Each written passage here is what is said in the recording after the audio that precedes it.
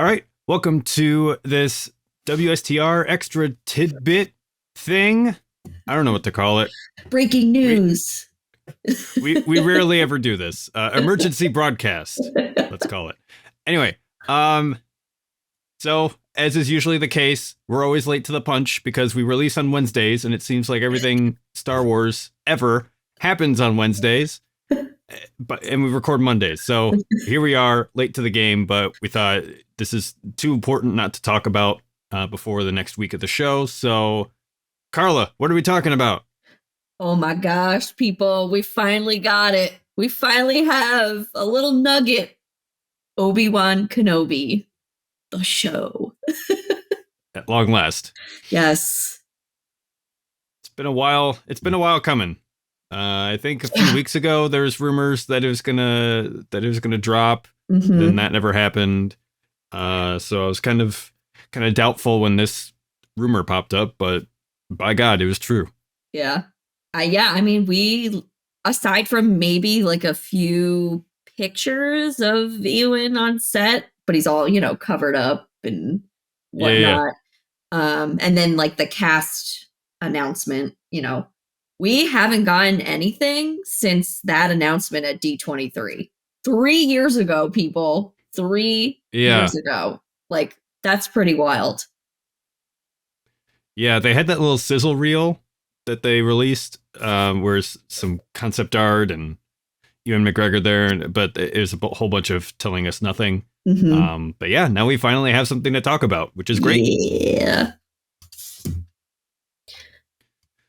Okay, so let's start breaking this down like a cardboard box. So we get the trailer, it opens up, bunch of sand. I hope you love sand. And we get one of those creatures that I think shows up in Phantom Menace? Yeah. Yeah, and Eobi. It's the one that goes poopy and Jar Jar steps in. Piusa. Which is weird. But yeah, we see what looks like Obi-Wan leading it through town. We see some kind of like construction scaffolding with a bunch of people walking around. Mm-hmm. And someone's working on something. We don't know what. And Obi-Wan's just doing his thing. He's walking through the streets. Yep. And then he's sad. Why is he sad, Carla? Well, we hear him talking, saying the fight is over. We lost. Or the fight is done. We lost. He's talking to somebody because that's not a line that we've heard from him in anything previously. Who is he talking to? I don't know. I mean, it's possible it's just done for the trailer, but Star Wars typically doesn't do that. I think I might have a speculation, and I kind of hope. Let's hear it. I think he's talking to his old master. Oh, Qui-Gon? Like, telling him, like, maybe Qui-Gon will come to him as a Force ghost and like basically say like, hey man, what's the scoop? What's been going on? And Obi-Wan's like, yeah, about that. Remember when you asked me to train that kid and because he's the chosen one? Well, things happened. Yeah. I know things are great on the other side, but they're not looking so good here. So, I mean, who knows? I think that would be just the icing on the cake from what we're already seeing to add Liam Neeson, Qui-Gon Jinn into this. It would make sense because at the end of Revenge of the Sith, Yoda and Obi-Wan have that conversation. Yoda says, I've learned how to speak to your master, from beyond through the Force. So I would be shocked if they didn't bridge that gap right there. So maybe that's what he's talking about. Kind of reminds me of The Last Jedi, where Luke is all off on his lonesome, but he still got the Force Ghost of Yoda to help him out. Mm-hmm. That'd be a neat connection if Obi-Wan was like, you know, everything sucks, everything's lost. I don't know what to do anymore. Hey, Qui-Gon, help a brother out. Yeah. So we'll see. What do we got next? He's sitting sad outside a cave, but he's keeping tabs on someone. Mm-hmm. Someone who is a complete nerd. He's on his little hut. He's got goggles on. He's making like he's driving a pod racer or a ship or something.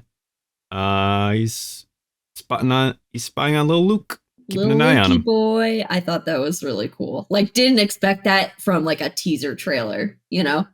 Yeah, And I don't know. I yeah. don't That think we're gonna see a whole lot of like a young, like, I don't know. Like, I don't think that's gonna be like the focus because I think a lot of people are worried. I Like, hope it's not. oh, it's just Obi-Wan sitting around, you know, babysitting Luke from a distance. I mean, given what we have, I don't think that's gonna be the case at all.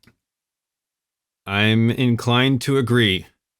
But Obi-Wan does have his responsibility. He's keeping an eye on Luke on Tatooine. And we see he has like some kind of binoculars. And he's just being a weird old hermit off on the ridge. So what do we got next, Carla? Probably the greatest part of the whole trailer. Duel of the Fates, baby. It's just, oh my god, like the Luke thing like got my, you know, tugged at my heartstrings, but as soon as that started playing, I started crying. And I was just like, yo, Yeah. let's go. Let's do it. Yeah, we get the Lucasfilm logo. It's blown away into sand. And then we have a very aggressive looking ship fly in. Mm-hmm. And it's flying towards a particularly strange looking structure. What is that, Carla? So if you've played Jedi Fallen Order, which I'm so glad I finished before watching this, it is the headquarters in the HQ of the Inquisitors on the planet Nur. Yes. Right? Nur, yes. Yes. None other than the Fortress Inquisitorius. Mm-hmm. Yeah, I thought that was, again, like not expected. So it was like, yeah. What? They're going there? Yeah, the rumors for quite a while were that the Inquisitors were involved somehow. And it's pretty clear from the trailer that they're pretty heavily involved in this series, as we're about to see.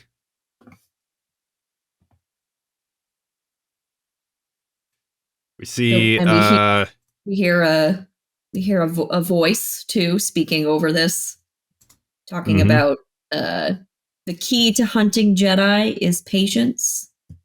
Yes, indeed. We get a. Looks like he's talking to someone. Might be Tatooine, based on the on the awning in the background and the sun.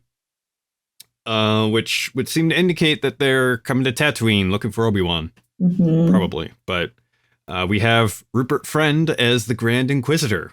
Yeah. Which, if you've seen Rebels, you know who that is. Yep. And I think there's a little bit of the, if you if you pause it and you look in the background, that is the fifth brother, I believe. With the kind of cool looking headgear piece. Yes, fifth brother, also from Rebels. And off in the distance, I think there's also the third sister, which we're going to see more of in a second. There's a bit of a hoopla on the internet after this teaser trailer come out about this guy's head. Oh my gosh. It's the whole Cad Bane is not blue enough debate again, which... What was the other thing that they complained about? That his mouth needed to be lower for Cad Bane. What was it? Wasn't there another character that they made live action? They were complaining about too? Or am I like thinking I of something mean, else? they'll complain about anything, but yeah, I don't know specifically Yeah. what you're talking about, but people are saying that this is a his species is a Paun from Mm-hmm. Utapau, and they have like this big long narrow head. We see him in Revenge of the Sith. Thousands of battle droids.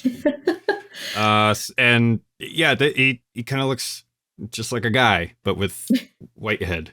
He's a Um, guy. yeah, But I don't know. People are saying it's his head looks fat. but that's like a silly argument because like people all look different. We all have different shaped heads and you know what I mean? Yeah, Like, I don't yeah. know. People need to get over themselves. Yeah. I think it looks awesome. So Anyway, it'll yeah. we're gonna forget all about it after the first episode. I Is my wonder, guess. because Jason Isaacs was the voice for the Inquisitor, right? Yes. So, like again, he's a screen actor as well. So I'm curious, like, how come he wasn't brought on for the role? I mean, unless they did something like, like a screen test with like makeup, and maybe it just didn't didn't like look good, or maybe Jason Isaacs just said, no thanks, like I'm good. Um, Yeah, we don't know. There's a lot of speculation. I don't know if it's a scheduling conflict or he's mm, just not interested or they weren't able to make a agreement or negotiate good terms. I don't know. yeah. But they got Rupert Friend in. Last time I saw him was in that horrible Hitman movie a few years back. I know he's been in some other stuff, but yeah, the movie was horrible for a lot of reasons, but not because of him. I think he's a pretty decent actor. So, um, yeah. What do we see next, Carla? Then we've got Obi-Wan's, looks like he's on some kind of like train, like public transportation Yeah, it's like train a almost. open air hover bus. Yeah.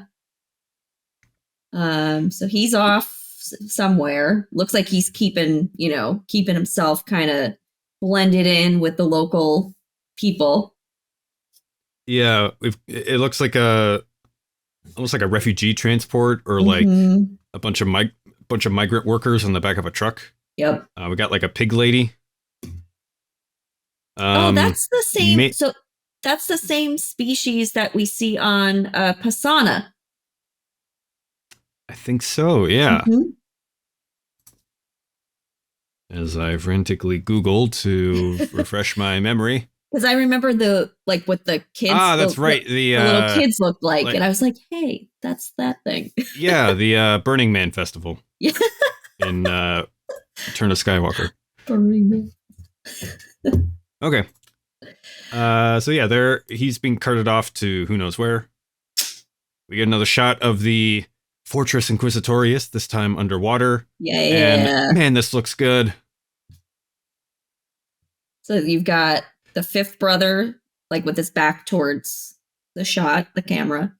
Yes, And then that's the third sister to his left. correct. Okay.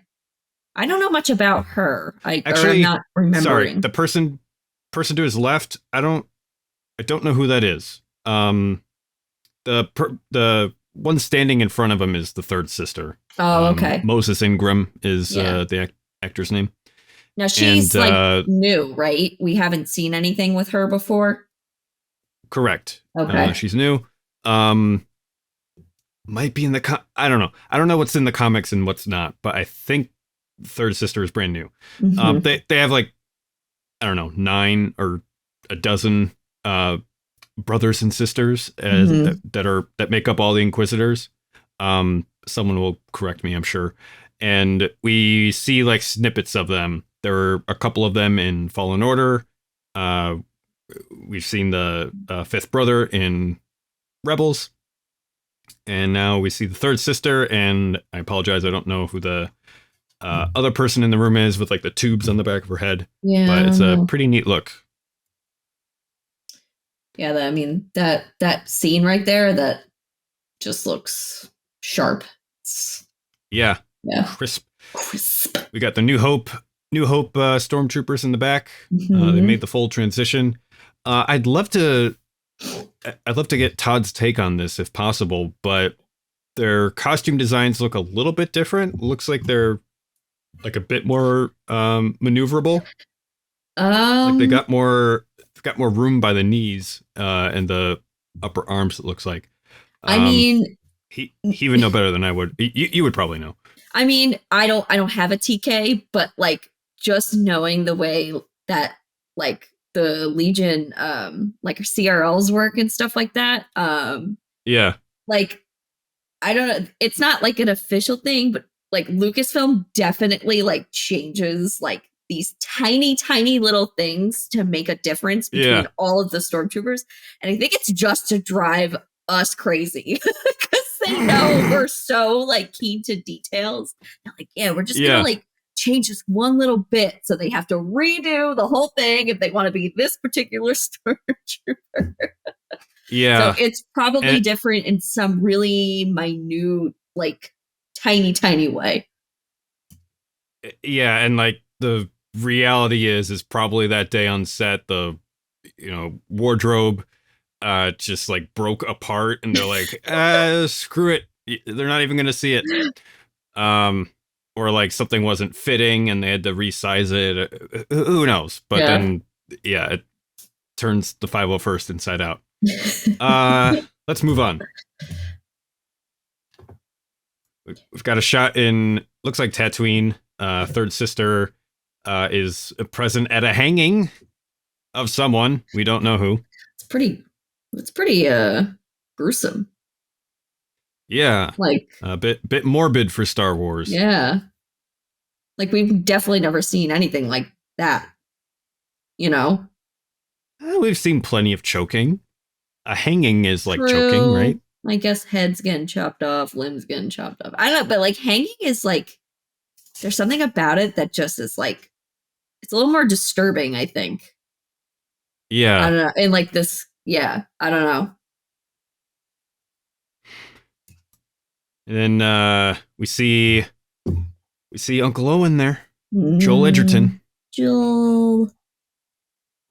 So and he's got a very very worried look on his face.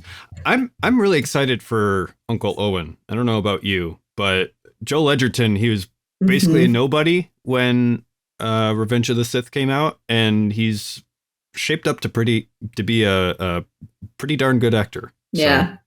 I'm thinking he's going to bring something special to this show. Yeah, I'm hoping that they give a little bit more to his character. Because in Revenge of the Sith, it was really just the scene, where they come to the homestead and then he goes looking for Shmi. And then, Right. at the very end, Attack of the Clones, sorry. And then in Revenge of the Sith, when Obi-Wan brings Luke to him in Baru. So yeah, I'm hoping that we get a little bit more meat and potatoes with Mm-hmm. Owen and Baru. Indeed. So next we see what looks like Blade Runner. Um, it doesn't quite look like Coruscant. It could be that there's a bunch of like stormy clouds. It looks like in the background. Kind of looks like Space Reno. It could be Third sister there. Could be a new planet. Looks like she's could be. Yeah.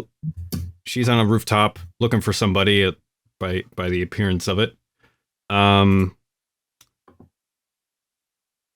We see another adversary. Do you know who this is off the top of your head?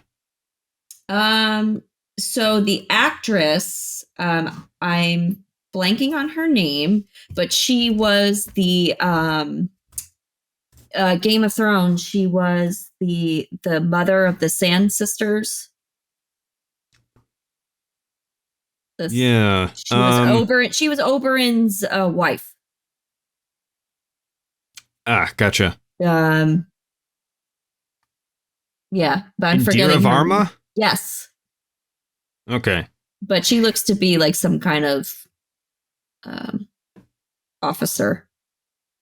But I don't know of her character specifically. I don't think we've never seen her before. So, I mean, she's looking pretty badass in that uniform.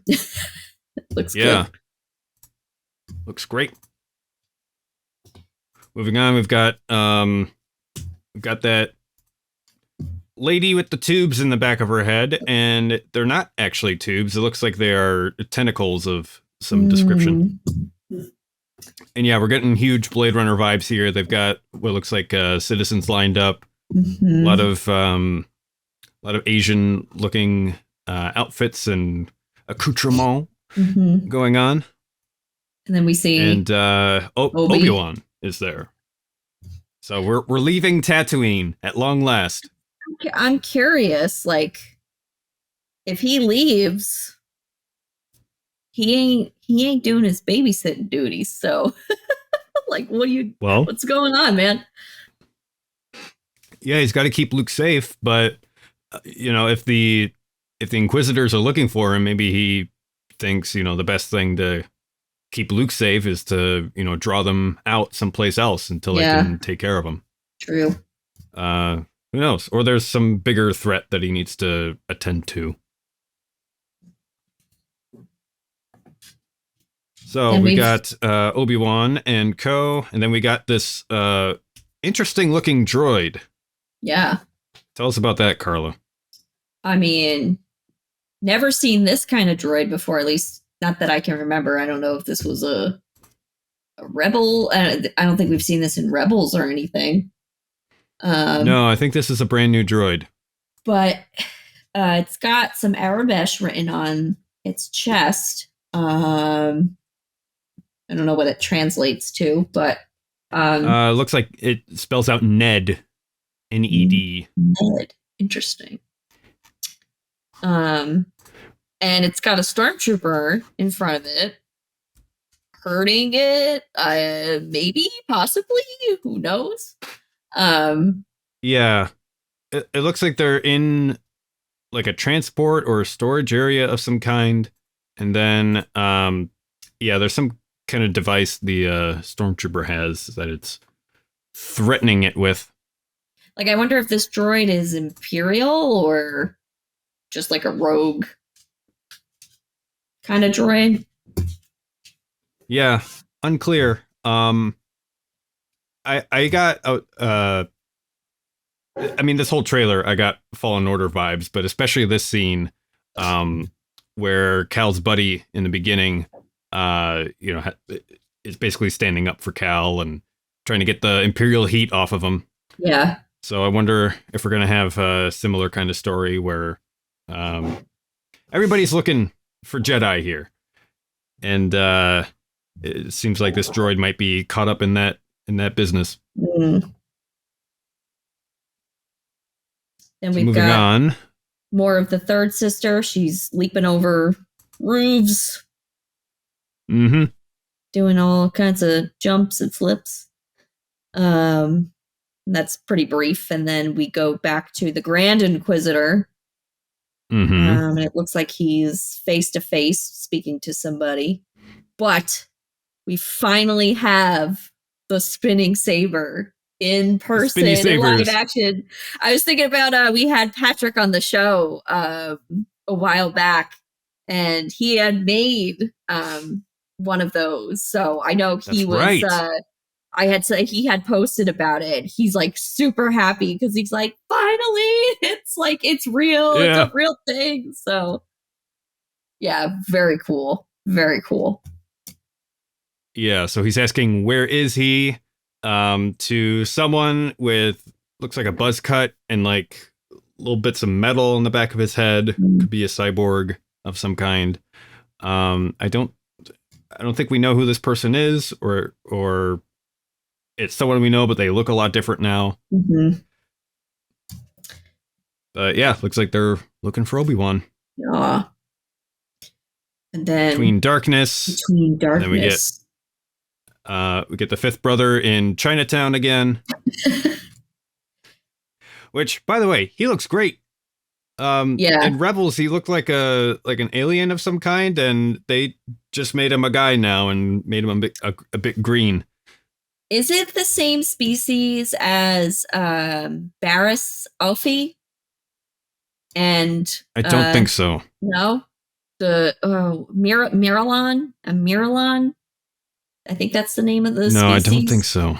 Because I know they have like that greenish tint to their skin. Yeah, I don't think we even know what species. Yeah, Just humanoid. he looks pretty cool. He does. He's leading a small squad of stormtroopers, Mhm. and then we got some escape pods being launched. We've got someone, unclear who, is trying to escape. It looks like that Tatooine scene from earlier that the Inquisitor was, interrogating somebody, Mhm. and being faced off against the third sister, and they're going to great pains to hide this person's face. Yeah. So I really wonder who it is. People are speculating Han Solo. Um, I don't know. That doesn't make a whole Uh, lot of sense to me, but I don't think. Well, that might be Owen though. could be. That might be Yeah, just like the back. You know, might be hard to tell because it's the back of him, but that could be Owen. we Um, need pictures of the back of Joel Edgerton's head. exactly. Yeah, I mean, there's another part in this trailer that we can chat about when we get to it. I don't know if it's next. Yeah. But it says between darkness, and then we have and defeat. Mm-hmm. And then you have like the Jedi symbol. It looks like it's been carved into some kind of wood. And someone's. Yeah. It looks like the third sister. She's touching it. Yeah. It's like a wall or a doorway, probably Mhm. marking where there's like a Jedi hideout somewhere. Oh, maybe, yeah. That's what I thought. Like, I forget what it's called, but there's this there's this like written language that hobos used to use, like back in the Great Depression, when they were, you know, traveling from place to place. They would scratch these little symbols, by like in like fence posts of different houses, and Hmm. it would always mean different things, like, avoid this house. They're not welcoming to strangers, or um, hot meals here. Uh, they'll let you stay for work. I don't know all of it, but that's what this reminded me of. Interesting. Then we have this oft debated shot that we've seen in a bunch of different articles online. It's the silhouetted character with their back to the camera. They've got a blaster with a scope on it, and they're facing off against the third sister in an alleyway. Carla, what's going on? So the blaster, people are saying it looks like a DL-44, but then when you pause it and you actually look at it, it looks nothing like a DL-44. I mean, it's got like the No. scope similar looking to a DL-44, but like, and one thing leads to another, and everyone's like, "Oh, it's Han Solo," and Oh my it god. does not make sense for him to be here because wouldn't he be on Corellia? You would think, yeah.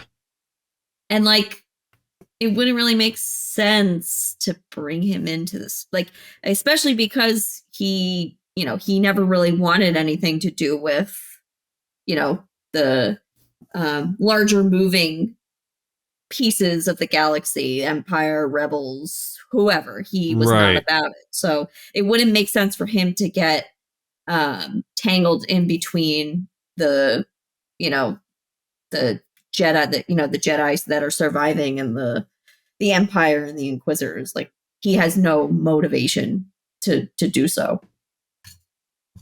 I know who would though. Ooh. Bail Organa. Oh, That's my interesting. guess. I think we're getting Hmm. Jimmy Smits. Huh. I think he's going to be a surprise. Or this is an entirely new character and we're all wrong. But Yeah. yeah, that is not a DL-44. The barrel is too long. It's in a different shape. The little greebly on the end is a different shape. The scope is too long. Um, yeah, but that shot looks great. Looks like it Yeah. belongs on in a comic. Hmm. Very cool. Then we've got a shootout between an unknown person and some unknown people on a rooftop in an unknown location. I can't quite tell if it's Space Reno or Tatooine. I don't. Okay, so I'm like pausing it. It looks like that might be Obi-Wan. Yeah, Because if you look, like the hair is a little bit longer, like Ewan's is, and then yeah, there is like a hood in the back, and he's got like that dark brown cloak. So it looks like it might be Ewan. And obviously, he's not going to whip out his lightsaber, because right. he doesn't want to be draw more attention to himself as a Jedi. So he's got to use a blaster. Yeah, or you lost it or something. I don't know. Well, I And think then I think the and saber's then going to be saved for the ultimate face off. I could think, be, yeah. could be. Well, the very next shot we have, it looks like this like plume of smoke opens up in front of the thing that Obi-Wan's hiding behind, and we see a bunch of birds come flying out. Hmm. What's going on here? I have no idea. I mean, they look cool, I but yeah, I don't know. I have a guess. I think it's a nod to John Woo, if you know who that is. So John Woo, Ring a he bell. was a uh he was a director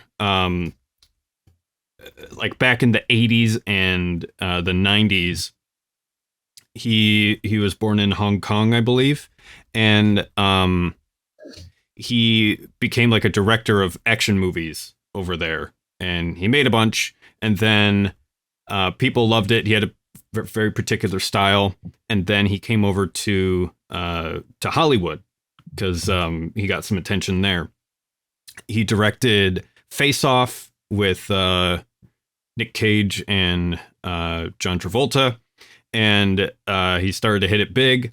And then he worked on one of the Mission Impossible, I think Mission Impossible 2 he directed. And then eventually he got so jaded with the Hollywood system that he's like, forget it. I'm going back to Hong Kong Mhm. and making my own movies. And that's pretty much what he did. But he had a kind of signature shot where all of his movies, he would use a bunch of slow motion in very stylized artistic ways. Um, he drew a lot of visual inspiration from Chinese theater and ballet. And so he would have these gunfights, but they were always like highly theatrical, and he's not concerned about if it's realistic or not, but he's just Mhm. making it a spectacle.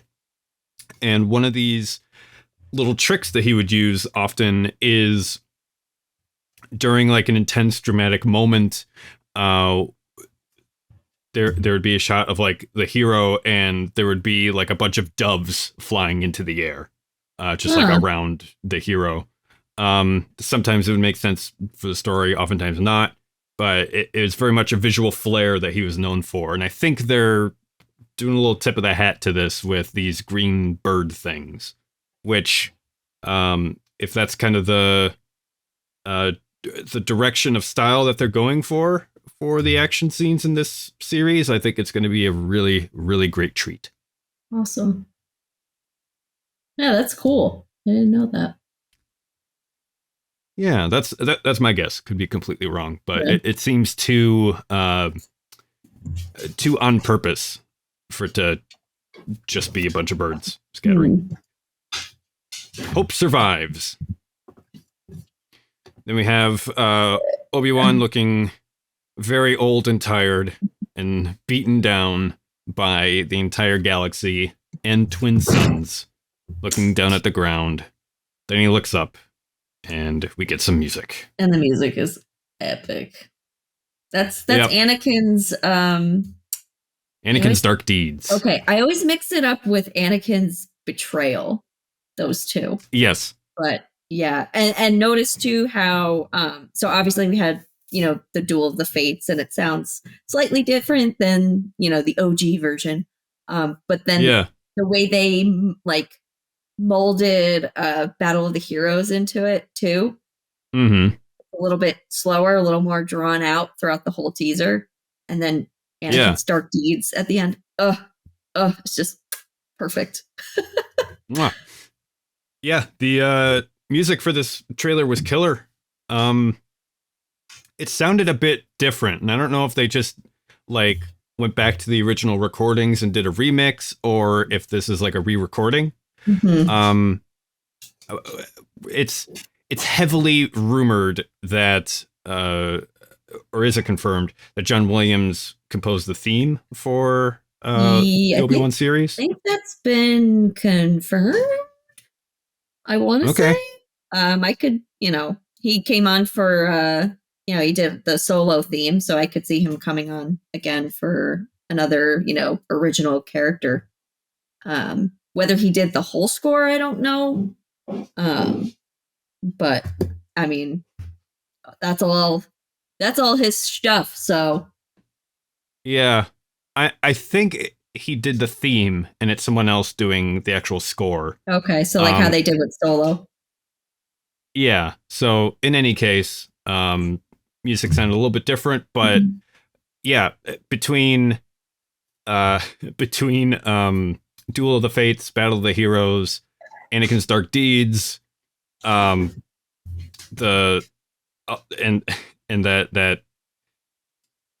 that beast of burden that Obi-Wan is riding at the beginning, like prequel fans, they are feasting today. Yeah. Absolute feast. We get a little bit of the Darth Vader breathing at the end too. And Entertainment Weekly just put out a picture of Vader, which looks amazing.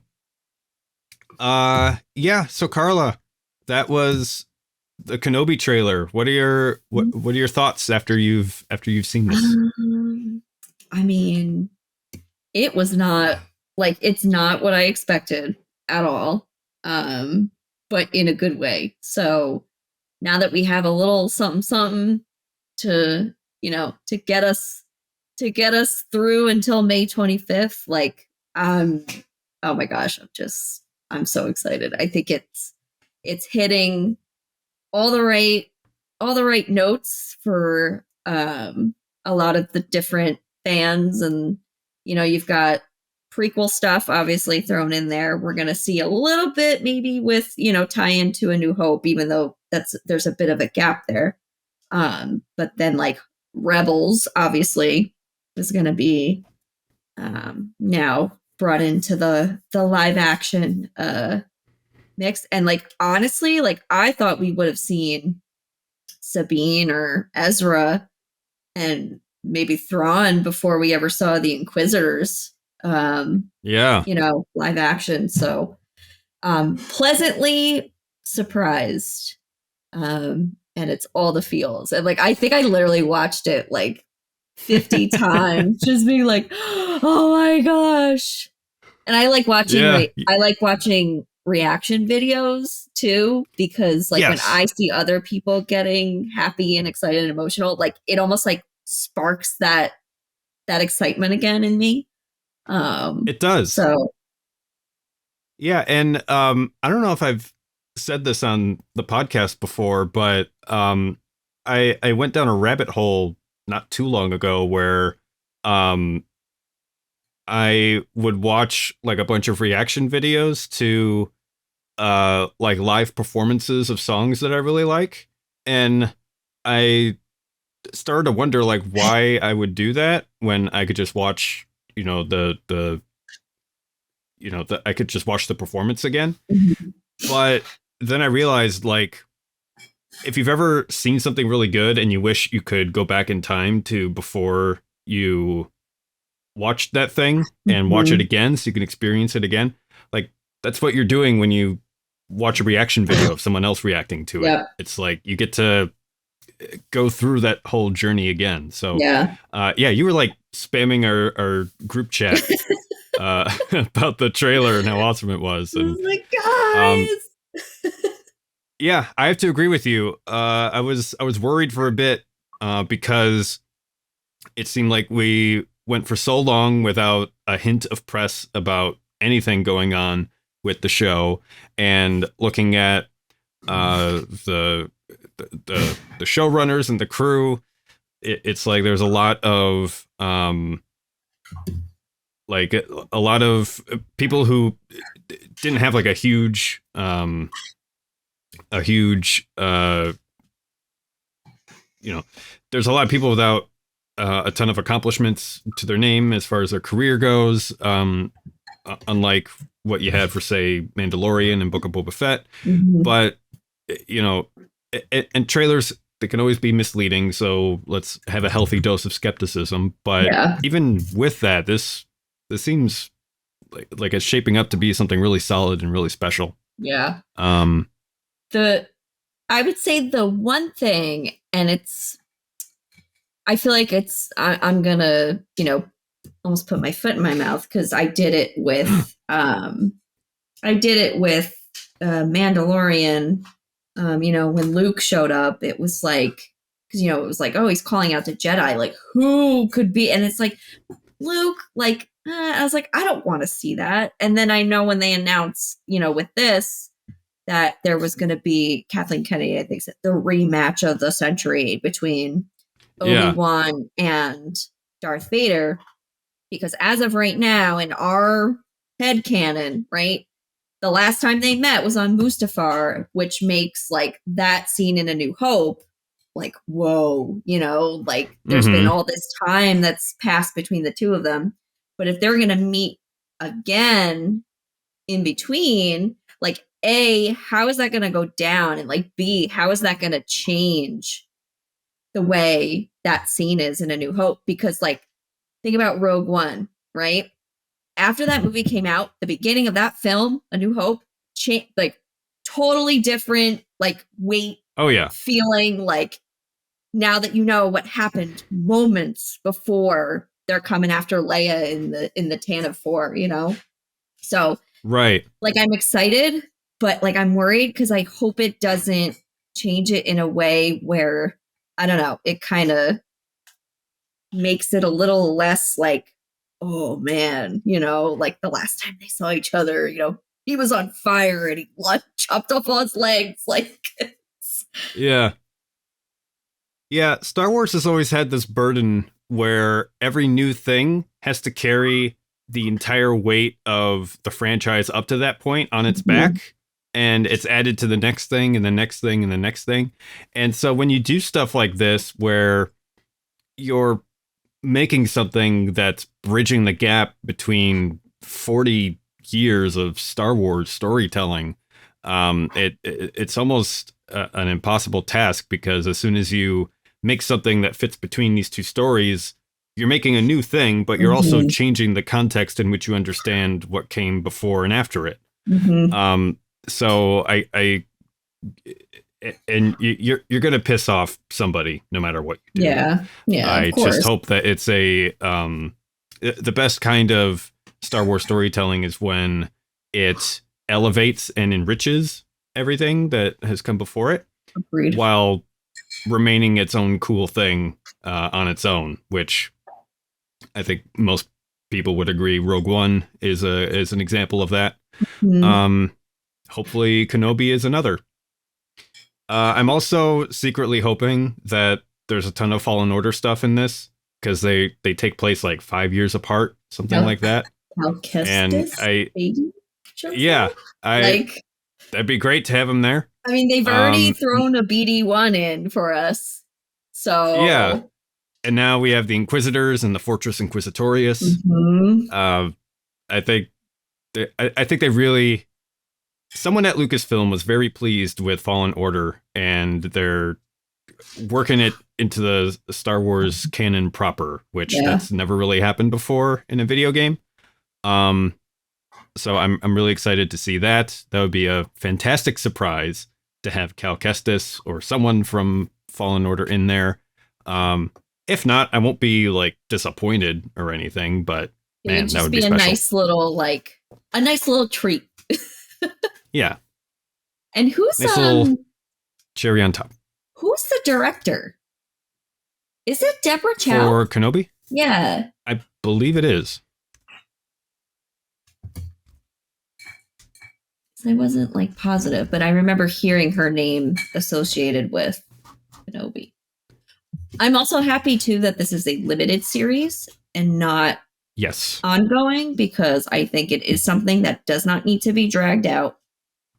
It's in a very specific time frame, and you know we know what happens to Obi-Wan, you know, before Order 66, and we know what happens, you know, once Luke meets him, and then, you know, the rest is history from there. But I'm glad that they're not making this multiple seasons. And I think it's only 6 episodes too.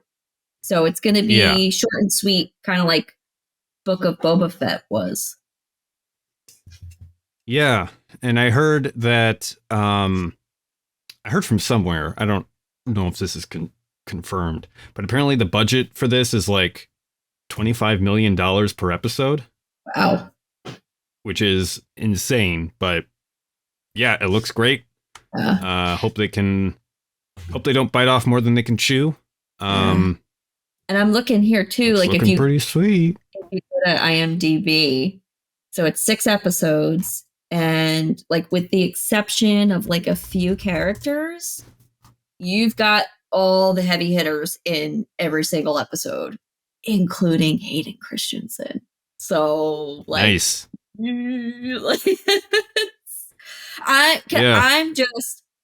I'm just so happy for him, and I'm happy for Ewan too, because you know, Hayden got a lot of flack, and Ewan did too. Like, I think a lot of people forget that he got a lot of crap from the fans as well. And I'm just so happy that they're getting this, you know, this, I don't want to say a second chance, because, like, again, you know, if you have bad directing and stuff, that's not your fault. That's, you know, on the writers and George Lucas. Yeah. But you know, I'm just glad that they're able to come back and reprise these roles, and especially after going through so much of that abuse, really, right? Because Star Wars fans can be really abusive. I mean, it's horrible. Oh yeah. Poor Rupert Friend and his head. Like, it's like, dude, like we literally have how long was that? 1.5 minutes of footage, and you're like already like ripping it to shreds. Like, come on, people. Yeah. Let's knock it off. Let's stop. Like, just be happy, just be excited. Like, it's for Star Wars. Like, once it's done and over with and you've seen it all, then you can make your critiques and criticisms, fine. Like, but I mean, it's Obi-Wan Kenobi, and he's back, and it's gonna be great. So remember when this was just gonna be a movie? Yep. Now we get 6 hours of goodness, or whatever it ends up being, 4.5. We shall see. All right. Well, thank you, Carla, for coming together last minute to get this emergency broadcast out. I guess we'll see you next time on WSTR. I don't have an exit for this episode, so I guess get out of here. Go home. Oh no, we're picking up interference. Our broadcast is being cut off. Ah!